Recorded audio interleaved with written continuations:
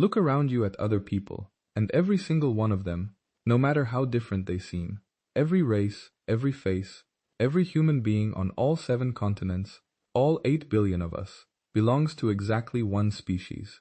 Just one. We are so used to this that we never think about it.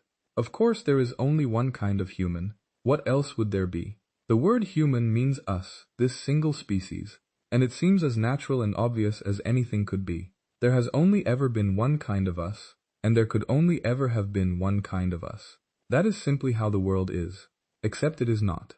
And this is one of the most startling facts in the entire human story. One that genuinely stops people cold when they first truly grasp it. For almost all of the time that humans have existed, there was never just one kind of human. There were many. The world was once shared by several different human species at the same time, different kinds of people, walking the earth together, overlapping, meeting, living in the same ages and sometimes the same lands. There was a time, not even that long ago in the grand scheme, when if you had walked across the world, you would have encountered more than one kind of human being. We were not always alone. We are the last ones standing. Let that sink in, because it changes everything about how you see your own existence. You are not the single, inevitable form of humanity. You are the sole survivor of a much larger family, the one branch of a rich and crowded human tree that made it, while all the others fell away. There were the Neanderthals, strong and intelligent, who thrived across the cold of Europe for hundreds of thousands of years. There were others further east, cousins we are only beginning to understand, known from mere fragments of bone. There were smaller, stranger human species on distant islands. At various points in the deep past, the earth held a whole gallery of different humans, each one a real kind of people, each one living, surviving, raising young, and facing the world in their own way, and every single one of them is gone, except us. So the question is not just a curiosity, it is one of the deepest questions we can ask about ourselves. Why us? Of all those kinds of humans, some stronger than us, some with brains as large as ours or larger, some who had survived for far longer than our species had even existed, why are we the ones who remain? What happened to all the others?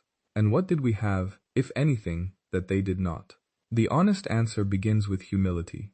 Because the first thing to understand is that it was not simply that we were better. That is the easy, flattering story, and it is far too simple. The truth is stranger, more troubling, and much more interesting than we the winners like to tell. Take the Neanderthals, the human species we know best. For a long time, we pictured them as the classic caveman. Brutish, stupid, hunched, clumsy, a failed rough draft of humanity that lost out to smarter us. Almost every part of that picture has turned out to be wrong. The Neanderthals were not stupid. They had brains as large as ours, sometimes larger. They made sophisticated tools, controlled fire, hunted large and dangerous game with skill and coordination, cared for their sick and injured, and buried their dead. There is evidence they made pigment, perhaps ornaments, perhaps art.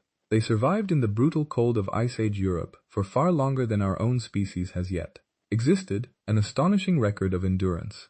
These were not failures. They were a successful, capable, intelligent kind of human, and any easy story that says they simply were not good enough runs straight into the fact that they were very good indeed, for a very long time. So if they were so capable, why are they gone and we are here?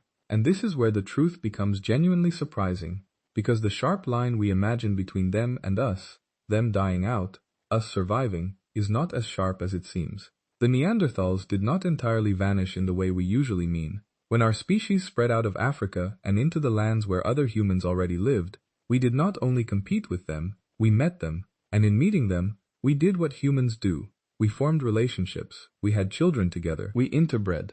And the proof of it is carried in the bodies of most people alive today, because many modern humans still carry a small but real amount of Neanderthal ancestry in their DNA. The genetic trace of those ancient encounters tens of thousands of years ago. The other humans are not entirely gone. A whisper of them lives on inside us. In a strange and moving sense, they did not just die out. In part, they merged into us. Now the myth worth killing, and it is the biggest one of all. We love to tell this story as a triumph, the tale of how superior modern humans outcompeted and replaced their inferior cousins, the natural victory of the best. But the evidence does not support that clean, comfortable narrative. The other human species were not obviously inferior, and their disappearance was probably not a simple case of us being better. It was likely a tangle of many things, subtle differences that added up over time, shifts in a harsh and changing climate that pushed already small populations to the edge, sheer numbers, and very possibly a great deal of luck. These other humans often lived in tiny, scattered populations, and small populations are fragile, vulnerable to a run of bad years, a shifting climate, a stroke of misfortune that a larger, more connected group could absorb. Their end may have owed as much to chance and circumstance as to anything special about us at all. And that points to the one thing we may truly have had in our favor, though even it is not the flattering advantage we might imagine. That thing was connection, the ability to link up in large and far-flung networks in a way the others may not have matched. Our species seems to have been unusually good at building webs of relationship that stretched across great distances, groups trading with distant groups, sharing tools and ideas and materials across vast stretches of land, staying tied to others far beyond the immediate band. This matters more than it sounds, because a species knitted together in a wide network is a species that can share knowledge, pool resources, and cushion disaster. When one group hit hard times, its connections to others could carry it through. When someone somewhere invented a better tool or found a better way, the network could spread it far and wide. The others, living in smaller, more isolated pockets, may not have had that same reach. And so our great advantage may not have been that any one of us was smarter or stronger than anyone to them. It may simply have been that we were better connected, that we survived not as brilliant individuals, but as a vast, cooperating web that no single misfortune could easily break. Sit with what that means, because it is humbling. We did not necessarily win because we were the finest kind of human. We may have won because we were the most linked, the most numerous, the most cushioned against catastrophe by the sheer size and reach of our connections. And because, when the dice of climate and chance were rolled across the ages, they happened to fall in our favor. The other humans were not lesser beings who deserved to lose. They were our equals in many ways, our kin in the most literal sense, and their disappearance is less a triumph to celebrate than a loss to sit with. We are not the winners of a race the others were too weak to run. We are the last survivors of a family that was once far larger, and much of why we remain comes down to circumstance we did not earn. So picture the full truth of it. A world that once held many kinds of humans, walking the earth together, capable, intelligent, enduring, each a real people in their own right. A long, slow narrowing, as one by one the other branches fell away to climate and chance, and the fragility of small numbers, some of them merging into us through the children we had together, leaving their trace in our very blood. And at the end of it, just one kind left, us.